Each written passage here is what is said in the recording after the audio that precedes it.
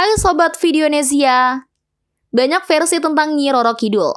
Nyi Roro Kidul adalah ekspresi ideal penggambaran wanita perkasa. Nyi Roro Kidul adalah Ratu Pantai Selatan. Nyi Roro Kidul juga sosok juru selamat yang menjaga eksistensi Kerajaan Mataram. Ia sebagai hal nyata yang digaib-gaibkan atau hal gaib yang dibuat seakan nyata. Yang jelas, Nyi Roro Kidul lebih dari konco winking alias teman tidur, sebagaimana gambaran kuno.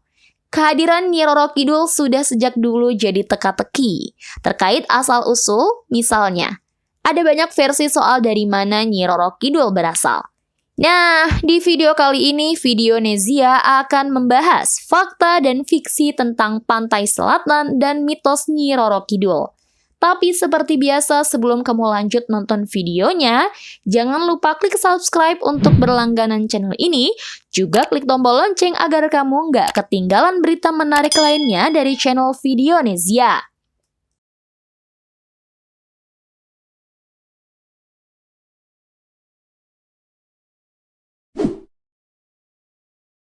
Satu, sang penguasa Pantai Selatan.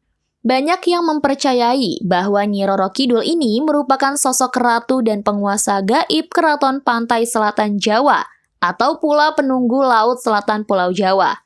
Selain itu, Nyi Roro Kidul juga dikenal sebagai Ratu Laut Selatan atau Gusti Kanjeng Ratu Kidul. Sang Ratu Laut Selatan ini bisa menjelma menjadi manusia yang sangat cantik, bak seorang ratu kerajaan. Beredar juga dari mulut ke mulut orang-orang terdahulu bahwa Nyi Roro Kidul bisa berubah bentuk menjadi ular yang besar. Sementara itu, Pantai Selatan yang menjadi daerah kekuasaan Nyi Roro Kidul ini berhadapan dengan Samudra Hindia yang merupakan zona subduksi lempeng bumi. Sehingga jika terjadi gempa atau bencana dari Laut Selatan seringkali disangkut pautkan dengan keberadaan sang penunggu laut tersebut. Sedangkan kawasan pantai Pelabuhan Ratu konon merupakan tempat persinggahan Nyi Roro Kidul. Tak jarang sosok gaibnya sering terlihat menampakkan diri dengan mengendarai kereta kencananya.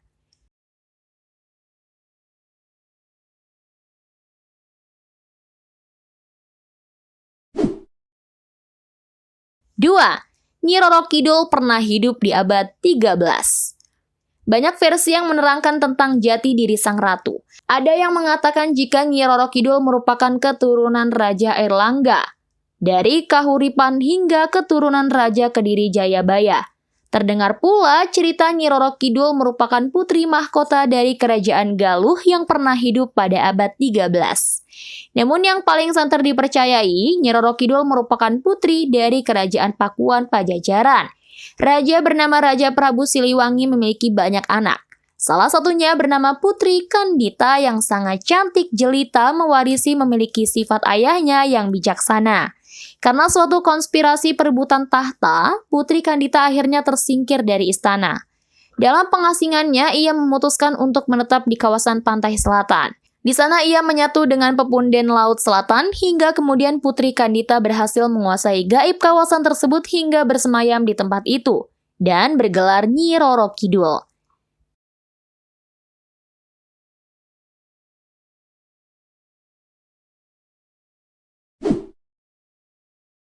Tiga, dinikahi oleh Raja-Raja Jawa. Kisah yang menyebutkan Nyi Roro Kidul berasal dari Kerajaan Galuh. Ia dilahirkan permaisuri Ratu Ayu. Ketika bayi, ia sudah dapat berbicara layaknya orang dewasa dan mengatakan kelak akan menjadi penguasa gaib tanah Jawa dan bersemayam di Pantai Selatan. Ketika itu pula roh Raja Galuh, Sindula, menyampaikan wangsit jika cucunya tersebut kelak tak akan bersuami demi menjaga kesucian dirinya. Yang bisa menikahi cucunya itu hanyalah raja-raja di tanah Jawa.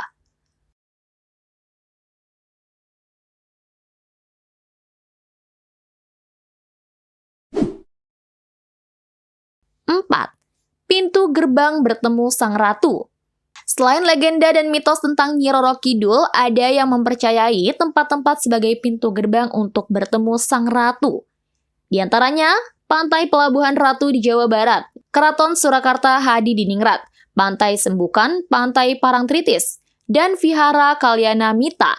Bahkan pemilik hotel di kawasan Pantai Selatan Jawa dan Bali menyediakan kamar khusus untuk sang ratu. Salah satu yang paling legendaris adalah kamar nomor 327 dan 2401. Hotel Grand Bali Beach, konon katanya kamar tersebut merupakan satu-satunya kamar yang selamat saat terjadi kebakaran besar tahun 1993 yang lalu yang dipercayai dilindungi oleh Sang Ratu. Begitu pula dengan Hotel Samudra Beach di Pelabuhan Ratu, yang memajang lukisan Ratu Kidul karya Basuki Abdullah.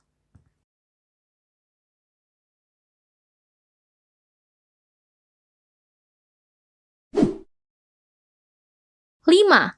Pantangan pakai baju warna hijau. Ada pantangan yang diyakini harus ditaati oleh siapa saja saat berada di kawasan pantai selatan, yakni larangan mengenakan pakaian warna hijau. Konon siapa orangnya yang memakai pakaian berwarna hijau pasti akan terseret ganasnya ombak pantai. Hijau diyakini sebagai warna busana kebesaran Sang Ratu, sehingga dia saja yang berhak memakainya di tempat itu. Mereka yang melanggar larangan dan hilang ditelan ombak pantai selatan akan dijadikan pasukan gaib Nyi Roro Kidul.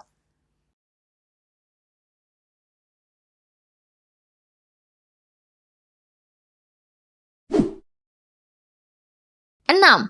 Petilasan Selogilang. Di kawasan pantai Parangkusumo terdapat sebuah petilasan berupa batu, yang oleh warga sekitar sering disebut Selogilang. Konon batu ini tempat bertemunya Nyi Roro Kidul bersama Danang Sutawijoyo, yang tak lain merupakan penembahan Senopati pendiri Kasultanan Mataram. Di tempat ini pula diyakini terjadi perjanjian antara Ratu Kidul dengan penembahan Senopati untuk saling menjaga keberadaan pantai selatan maupun Keraton Mataram. Tempat ini kini sering diziarahi untuk melakukan ritual, terutama pada malam Selasa atau Jumat Kliwon dan saat jelang 1 Suro.